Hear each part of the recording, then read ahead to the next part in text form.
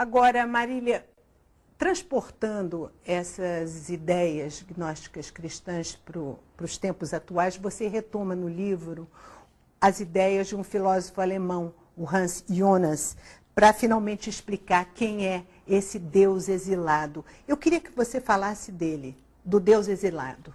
O Hans Jonas é o grande clássico do gnosticismo, né? Quer dizer, a obra dele, que é dos anos 50, foi...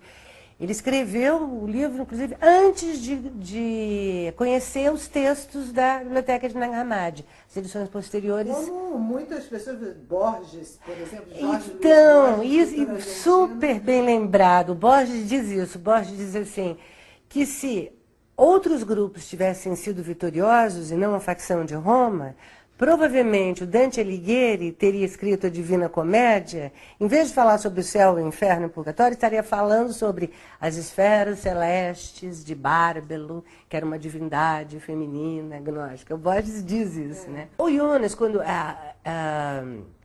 ele vai estudar o gnosticismo, depois ele fará uma palestra que ele transforma em um texto, que é sobre a existência de Deus após Auschwitz. Então, a ideia é mais ou menos assim. Houve um Deus que criou o tempo, o espaço, o mundo, as rochas, os mares, os peixes, os bichos, e finalmente a sua culminância ou a sua decadência foi o Sapiens Sapiens, isto é, nós. Bem, para que esse Deus criasse o cosmos, o tempo, o espaço, a terra, etc., ele precisou doar parte de si. Ele foi doando, ele foi dando parte de si para moldar o mundo material, os planetas, etc. Quando ele se deparou com a culminância da sua criação, que somos nós, ele deve ter pensado, errei feio.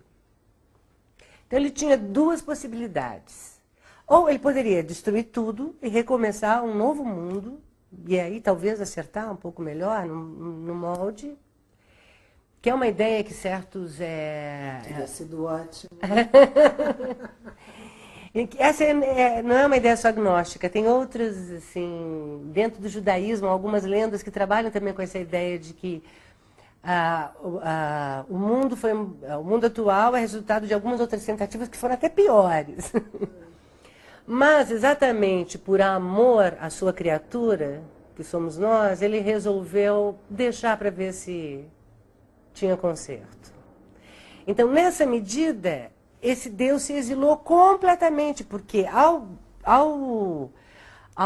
olhar para nós, ele não estava olhando para o seu reflexo, ele já estava olhando para o seu avesso. De certa maneira, a função humana, a função moral, cabe ao homem agir bem, para que, agindo bem, ele melhore esse cenário em que nós estamos, e melhorando o cenário, ele diminua a distância entre Deus e nós. Então, você acredita que é possível estabelecer uma relação entre essas novas descobertas com as posições fundamentalistas que a gente está vendo aflorar na instituição da Igreja Católica hoje? A necessidade das religiões é diferente da necessidade das instituições religiosas, que é mais o que a gente está discutindo, né? E você pode até se perguntar, haverá um momento em que a civilização não vai mais precisar de religiões?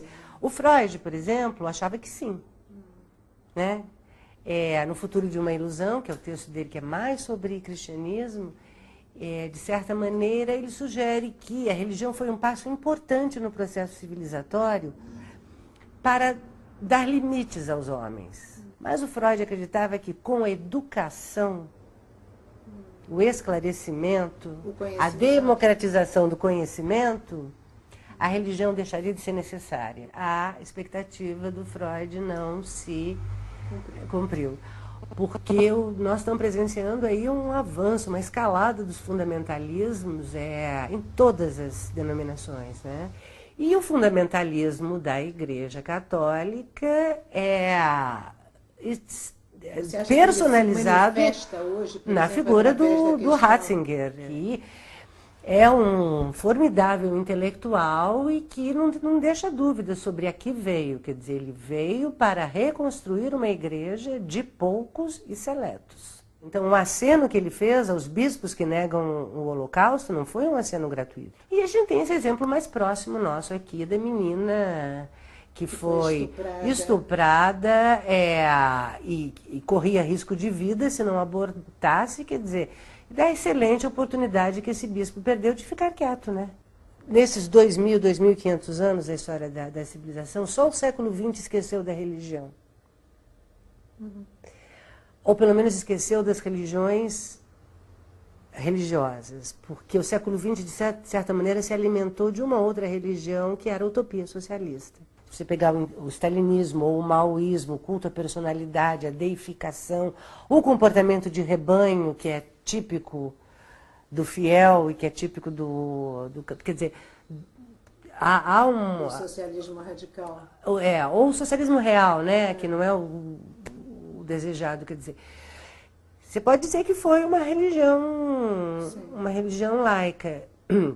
Agora, por que o fundamentalismo está avançando? É a grande questão. E a grande pergunta, que é uma pergunta que é feita e encaminhada, de certa maneira até respondida por um autor que não é da área da filosofia, mas é um biólogo, professor de Oxford, famosíssimo, Richard Dawkins. Será que o fundamentalismo é um desvio, é uma degeneração, é uma degradação das religiões, isto é uma cópia, imperfeita daquilo que deveria ser a religião?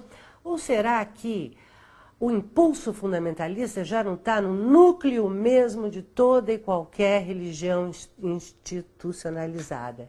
Por que eu digo isso? Pelo seguinte, qual é o problema de você pertencer a uma religião? Não seria nenhum, se não fosse o fato de que pertencer a uma significa excluir todas as outras. Então, a ideia da exclusão, que vai gerar a ideia da intolerância, vamos examinar se ela não é uma ideia que é um pilar fundamental, é a pedra sobre a qual se erguem as igrejas. Obrigada, Marília. Foi ótimo conversar com você. Aula de história.